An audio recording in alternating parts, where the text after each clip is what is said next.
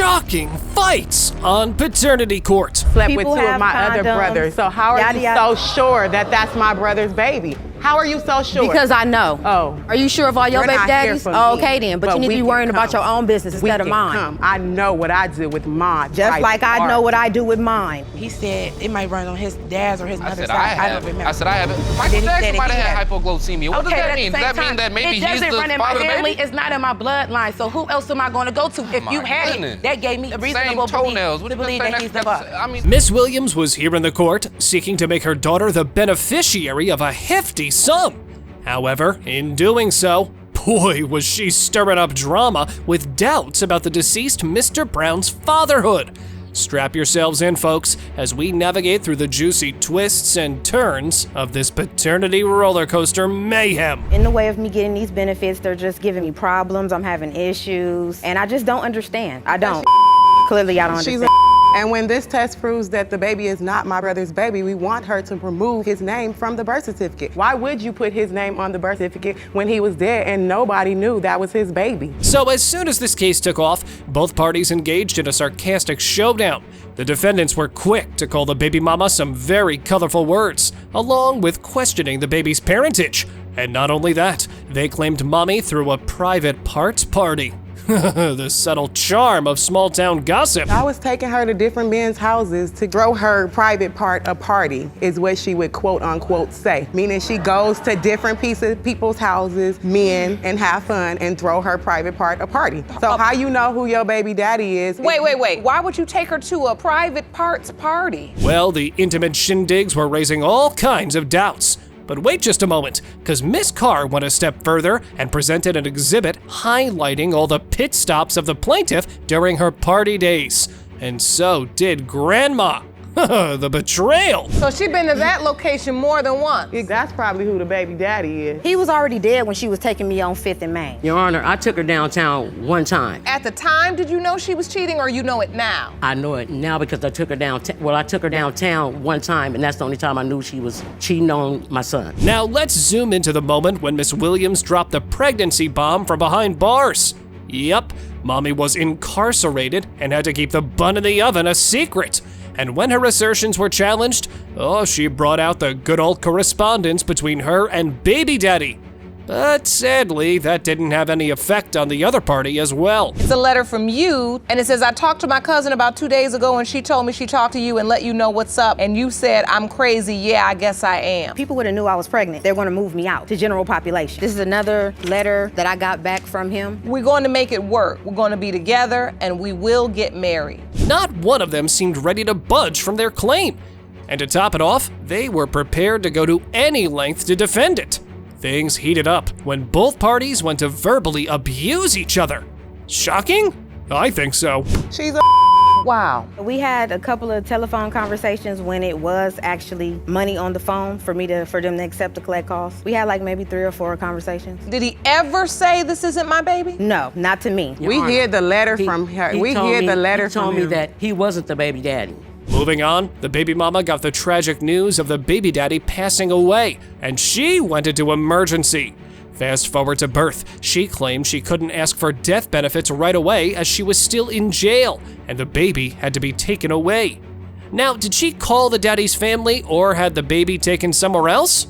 Let's find out. There was nothing I could do but just have the baby, have somebody come and pick the baby up. That ain't my brother, baby. We never saw the baby. She sent the baby home to one of her friends. Because they wouldn't even come and pick the baby up. You never Your Honor, I was sick. I had a conversation with Mr. Brown. I was sick for 2 years. But she never asked me to take the baby. So that's where the doubt lies, huh? I mean, it does seem possible, though the baby mama claimed to have her reasons.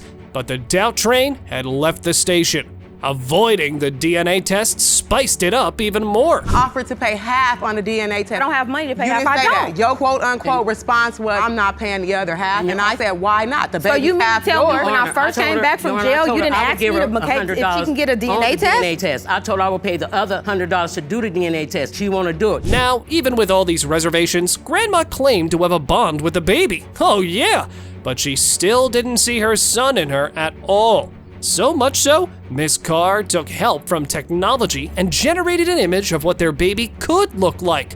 and the result didn't help baby mama at all. So what we're looking at now is a picture of Michaela and a picture of the morphed version that you did, the mock-up, using the app. Yes. Where you put in both of the pictures. Yes. So when you came up with this, you said this is absolutely Not my brother's baby. Miss Williams was still holding strong through.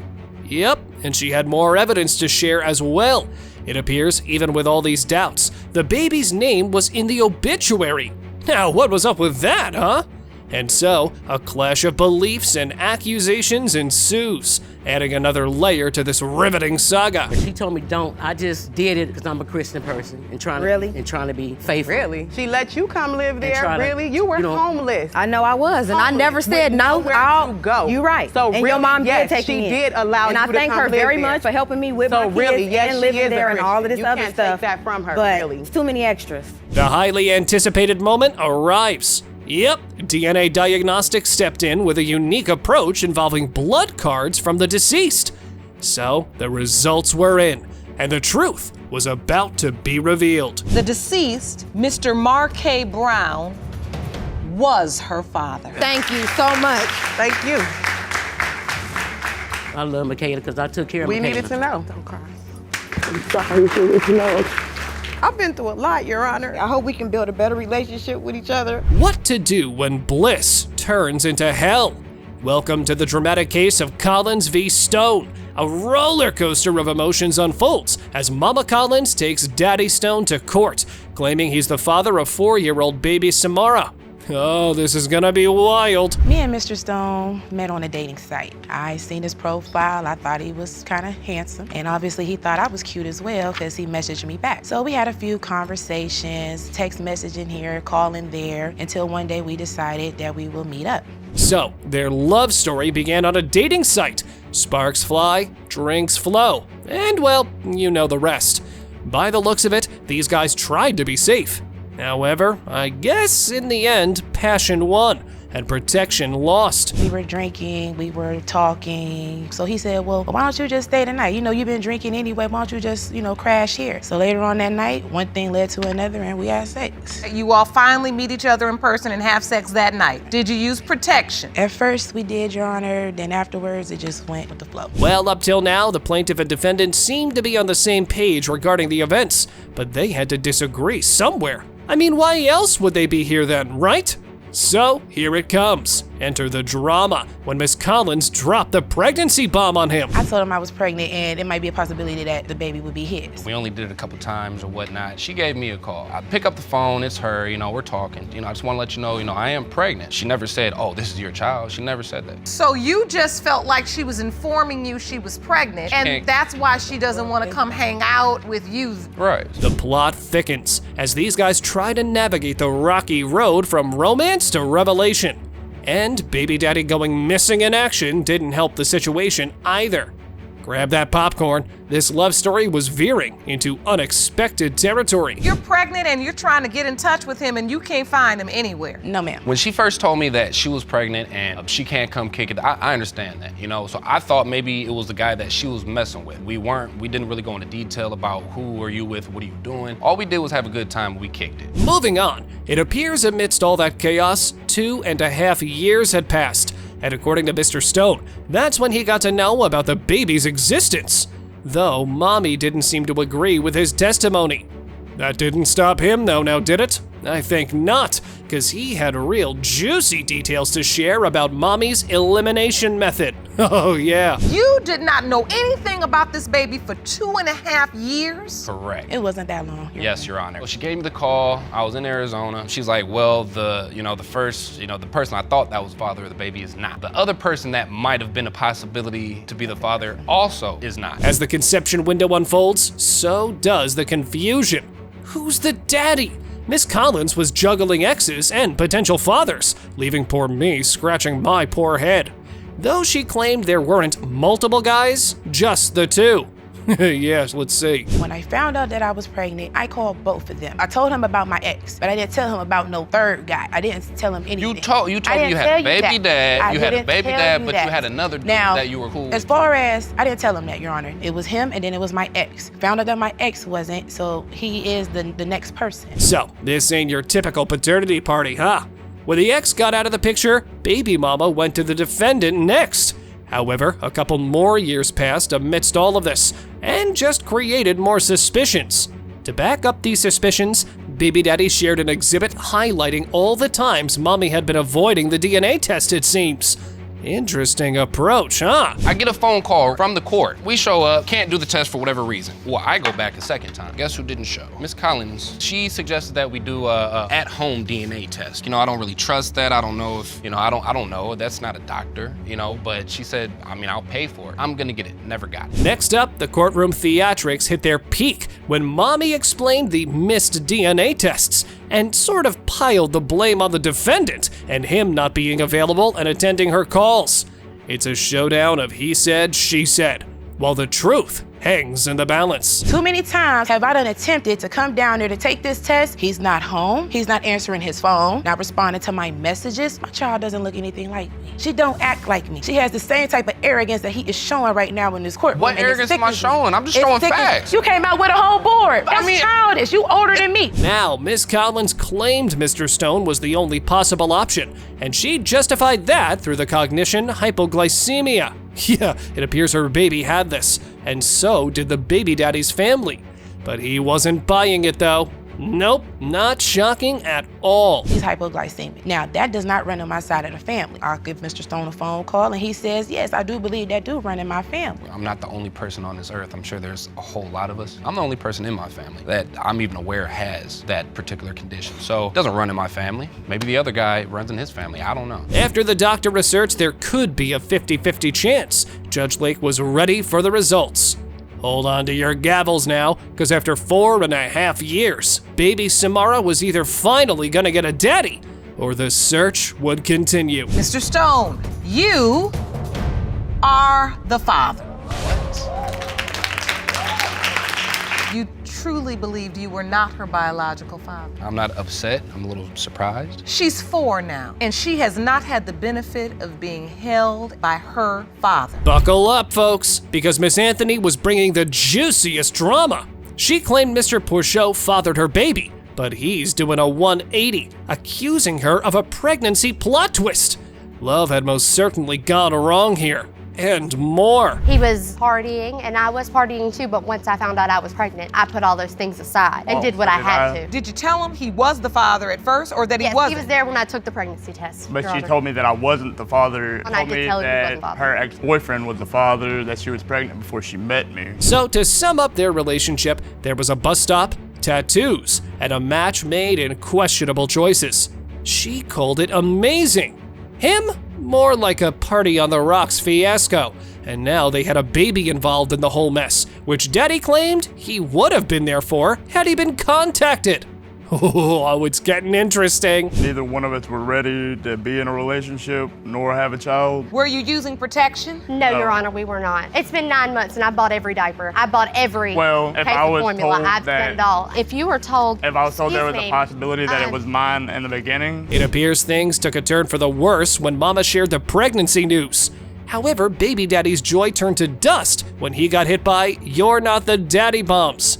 Oh, the party days of diaper-free living shattered fast, and Mommy made some questionable decisions next. She looked me dead in my face and was like, "It's not yours." That is a lie, and you know it. Don't be lying up in this courtroom. I ain't got no reason to lie. No. I laid down and I thought about it, and I realized that this man ain't gonna do nothing but party. He ain't gonna do nothing for me. So I decided what I thought was a good decision for my child. I was young, I didn't understand, I was scared. So, the relationship status? It's complicated. And so was the conception timeline, which was no surprise given the way both parties argued about the conception dates.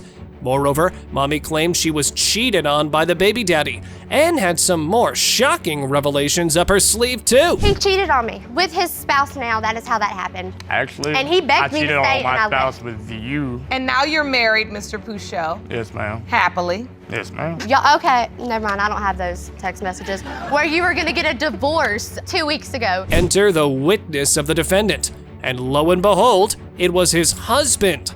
After proving that these guys were married, he proceeded to narrate the time mommy told him, face to face, how the baby was not his husband's. And guess what? Miss Anthony accepted that. Wow, indeed. I was holding down things at home. I was holding him down where he was. And I needed a little bit of help because I ran short. She met me down, in fact, at the very same place at the bus terminal. Got a little couple dollars off of her, whatever I needed to get from my husband. At the time, he wasn't my husband. That is the point where Miss Anthony told me to my face, the baby is not Harold's. That is true. Well, that particular decision was wrong on so many levels. However, it turned out to be the catalyst for the defendant's sobriety journey. Oh yeah, and his husband had a big bone to pick with the mommy regarding that. He has been clean for close to 16 months, no thanks to your relationship with him. I know that was wrong with me. We partied together and I messed up his sobriety, and that was wrong with me. So please do And I not said, paint you my know what? husband to be a monster. I'm not making your husband to be a monster, baby. What we're trying to figure out I would is he a rehab him. father? Yes, see, That's what I want to know. That's what we want to know. Next up were the birth certificate blues. Oh yeah, a birth certificate signed not by potential baby daddy, but by another man. I mean, could it get any more shocking? Facebook facade and threatening messages were just the cherry on top. We were trying to be a family, didn't work out because for whatever reason. I felt guilty and I'm trying to do the right thing by my son and by I didn't y'all. want to quit partying. That's why. I'm done partying. Honestly, if you take a look at everything, the messages you've sent to Harold, the phone calls, everything that you've stated, the baby wasn't his. And you tell me the baby wasn't his. Moving on, the married couple did agree there were some similarities between the baby and Mr. Pouchot. However, Miss Anthony left out one astonishing part of her story that the defendant was happy to share with the court. Oh, mama, she partied hard. You have also declared to other people of your sexual trysts before Harold and Trysts? after, to include a three-way right after your relationship with my husband. Yep, you're right. Yeah, that did happen. Boom. That did happen, but that happened before and not after. Then she came up to be pregnant and told me that it might be that gentleman. As emotions ran high, the court was ready to unveil the DNA results. Who held the title of baby Matthew's dad? The question was about to be answered.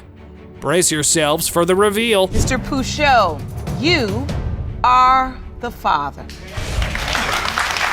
That's the first time I've seen you smile today, Mr. Pouchot. So all he really ever wanted is to have a child of his own, and I can't give him a child. Have you ever seen your little boy? I've not even met him yet.